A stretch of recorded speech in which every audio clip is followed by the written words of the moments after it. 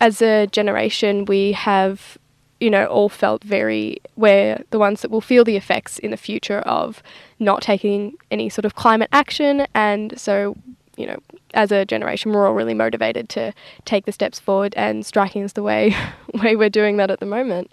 Exactly. Day of action in Geelong.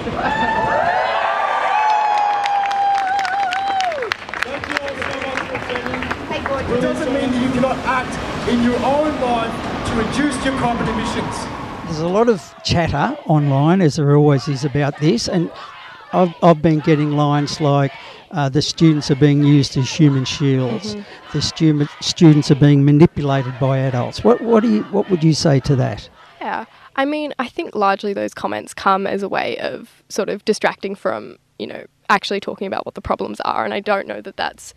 I mean, it's just sort of a deflect, but also we're all products of our environment, and it's important to acknowledge that, yes, I have been largely influenced by the people around me, but also, I am someone from a position of privilege. I don't represent the mass of, the people in this movement. A lot of them are, the minorities that aren't being heard, that have to, go against what they, the orthodoxy and the narrative that they're being told by the adults in their lives. And so, young people are taking a big risk when they choose to stand up, and you particularly when you're trying to be silenced by those that are trying to supposed to represent you. So I would highly disagree with most of those statements. And one of our ministers, Mr. Littlejohn, who's minister for, I'll have to find out, but said yes, or was quoted as saying yesterday that he's not sure about climate change, about whether it's human caused, mm-hmm. whether it actually exists. What do you say to someone like that? Like, this guy's been elected to represent Australia. He's got a duty of care. Yeah. What are your thoughts around that? I mean, it's a little embarrassing, isn't it, for him? And as Australia, I think we undervalue science, and we've discredited it in replacement for power, and that's saddening and frustrating. But I mean, I think that's one of the things that gives power to young people and gives credibility to young people, is that most of those people, unfortunately, they're funded by coal lobbyists, and there's a lot of vested interest within the political arena. So I think that question where the information is coming from, question why people are giving the opinions that they have.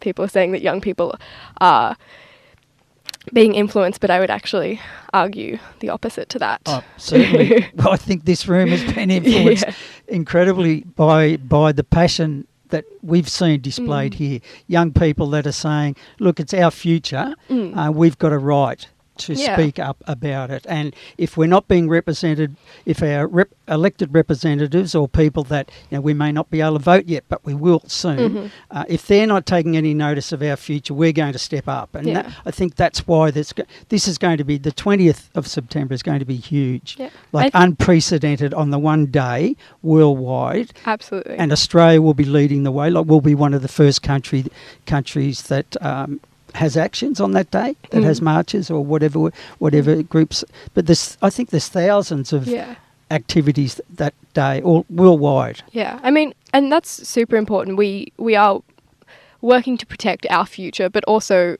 we have that intergenerational dependency that we're also working to protect the history of, the human race. And, that's something, I mean, if you look at all the problems in the world, and particularly the things that our representatives are doing and the work that they do and the reasons that they try to deflect from addressing this emergency is,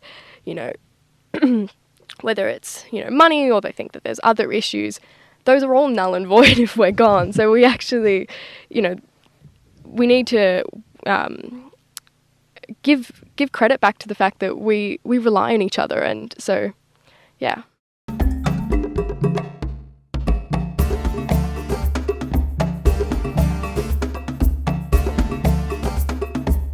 The Sustainable Hour.